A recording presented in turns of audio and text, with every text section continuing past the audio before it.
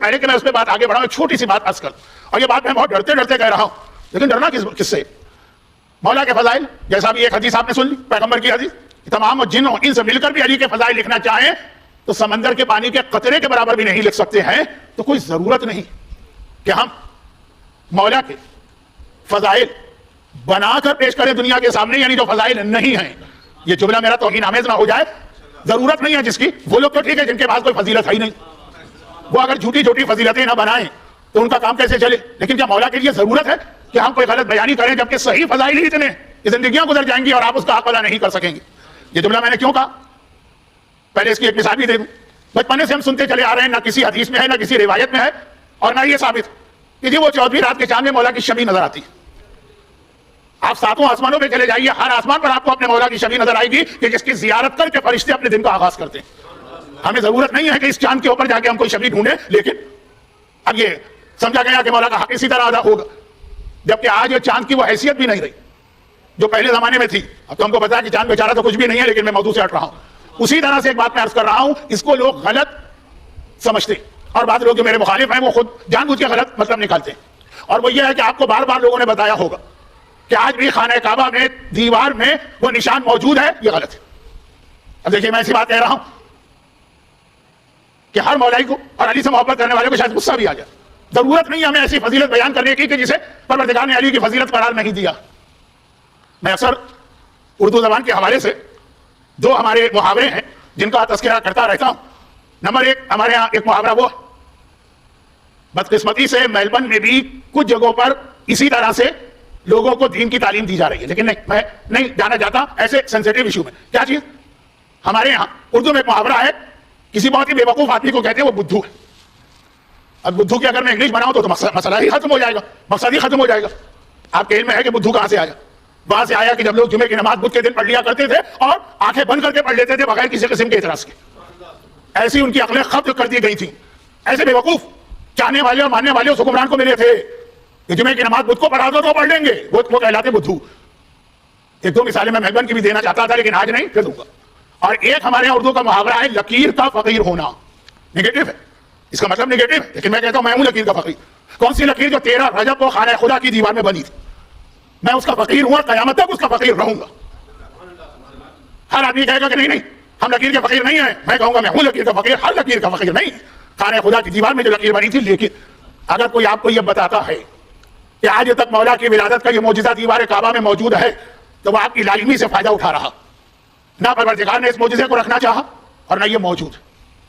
آج میڈیا اتنا فاسٹ ہو گیا کہ اگر آپ کوئی ایسی بات بتائیں گے تو فوراً پکڑ میں آ جائے گی، اور بعض لوگ تو اس میں ایک اور اضافہ کرتے ہیں کہ ہر سال 13 رجب کو رات کے وقت خانہ خدا میں دیوار آج بھی شق ہوتی ہے۔ یہ جملہ میں کہنا نہیں چاہتا تھا لیکن کہنا پڑے گا، اور وہ یہ کہ شاید انڈیا اور پاکستان میں مجھ سے زیادہ خانہ خدا کی دیواروں کی زیارت کا تجربہ کسی کے پاس نہ ہو۔ اور یہ جو کورونا کا مسئلہ آ گیا تو آ گیا، ورنہ اس سے پہلے ہر سال 13 رجب میری خانہ خدا کے صحن میں ہی گزرتی تھی، اور کسی بھی حج اور عمرہ کرنے والے سے پوچھ لیجیے، وہ آپ کو ایک جملہ بتائے گا کہ خانہ خدا میں صاحبان ایمان علی والوں کا ہمیشہ طریقہ یہ ہے، 13 رجب نہیں ہمیشہ، کہ وہ رات کے وقت پوری رات صحن کعبہ میں عبادت میں گزارتے ہیں۔ بلکہ ایک جملہ عرب کے باشندوں میں مشہور ہے، خاص طور پہ گزشتہ 10-12 سال میں، اور وہ یہ ہے کہ دن کے وقت خانہ خدا مسجد ہوتی ہے، رات کے وقت امام باڑہ بن جاتا۔ خدا کبھی آپ کو اس طرح سے لے جائے کہ آپ رات خانہ خدا کے ذہن میں گزارے، جگہ جگہ قافلے بیٹھے ہیں، یہ کویت کا، یہ بحرین کا، یہ امارات کا، یہ انڈیا کا، یہ پاکستان کا، یہ لندن کا، یہ کینیڈا کا، کہیں دعائے توسل ہو رہی ہے، کہیں زیارت عاشورہ ہو رہی ہے، کہیں دعائے کمیل پڑھی جا رہی ہے، کہیں زیارت امین اللہ پڑھی جا رہی ہے، کہیں زیارت وارثہ پڑھی جا رہی ہے۔ وہاں لگتا ہے کہ آپ کسی امام باڑے میں بیٹھے پورا سال۔ یہ خالی 13 رجب کی بات نہیں، حج میں بھی یہی ہے، عمرے میں بھی یہی ہے۔ باقی لوگ وہ 5 نمازوں کی وجہ سے دن میں اتنا تھک جاتے ہیں کہ عشاء کی نماز پڑھ کے بستر پہ جا کے گرتے ہیں، فجر کے قریب آتے ہیں اور صاحبان ایمان کے ہاتھ میں خانہ خدا ہے، تو ایک سال نہیں پتہ نہیں کتنے سال پوری 13 رجب خانہ خدا کے ذہن میں ہم لوگوں نے اسی طرف گزاری۔ تو یہ جو ایک بات مشہور ہو، واقعہ پیش آیا، معجزہ پیش آیا، اس میں کوئی شک نہیں، لیکن یہ کہنا کہ وہ نشان آج تک موجود ہے نہیں، بلکہ جہاں پہ لوگوں نشان ڈھونڈتے ہیں دیوار وہاں سے شک بھی نہیں ہوئی تھی۔ لیکن اب یہ ساری باتیں بیان کرنے کا آج وقت نہیں ہے، اس لیے کہ آج کا موضوع کچھ اور۔ تو عرض یہ کرنا تھا کہ اگر آج سعودی حکومت رکن یمانی کے اس کونے پر وہ جو سلور کلر کا ایک لوہے کا ٹکڑا نظر آتا تھا اس پر پلاسٹر کر کے اس کو بالکل چھپا دیا، تو وہ لوگ کنفیوز نہ ہو جو آج تک یہ سنتے آ رہے تھے کہ دنیا میں کسی میں طاقت نہیں ہے کہ اس لوہے کو ٹکڑے کو چھپا دے. سینکڑوں بار اسے چھپایا گیا اور وہ ہر مرتبہ دیوار توڑ کے نکل آئے. اب نہیں چھپ گیا. جس کو لوگ سمجھ رہے تھے کہ دیوار شق ہوئی, اگر کے بعد دیوار شق بھی نہیں ہوئی. اب یہ ساری بات میں نے کیوں بتائی؟ اس لیے جب آپ کسی ایسی چیز کو معجزہ بنائیں گے جو حقیقت میں معجزہ نہ ہو, تو جب وہ چیز ختم ہوگی بہت سے لوگوں کے عقیدے میں کمی آ جائے گی.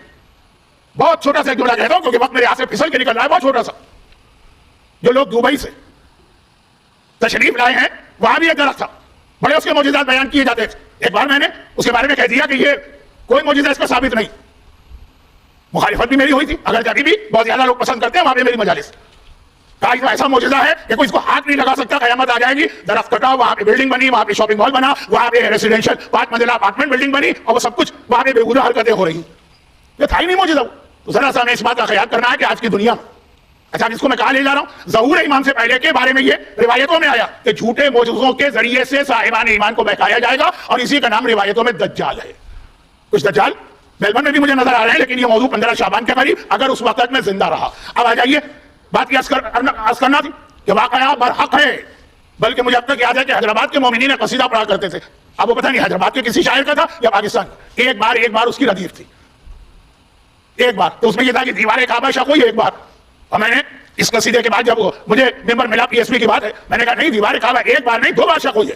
کیونکہ تمام روایتوں میں ہے کہ فاطمہ بنت اسد خانہ کعبہ میں دیوار شق ہوئی اور گئیں, اور جب باہر آئیں تب بھی دیوار شق ہوئی, اور وہیں سے باہر آئیں جہاں سے فاطمہ بنت اسد دیوار میں گئی تھی, کعبے میں گئی تھی. ایک بار نہیں 2 بار. واقعہ برحق ہے, اور ایسا برحق ہے کہ ہمارے یہاں تو 150 روایتیں. برادران اہل سنت کی حضرت عائشہ کی حدیث ہے پورا لچے, اور انس ابن مالک کی حدیث ہے جن کی حدیث سے آپ ليلۃ الرغائب کے عمل کرتے ہیں. تمام مسلمانوں کے نزدیک متفقہ چیز ہے. اعتراض واقعے پہ نہیں ہے, اعتراض اس پر ہے کہ کسی ممبر سے غلط بات کہہ دی تو سب اس کو لے اڑے.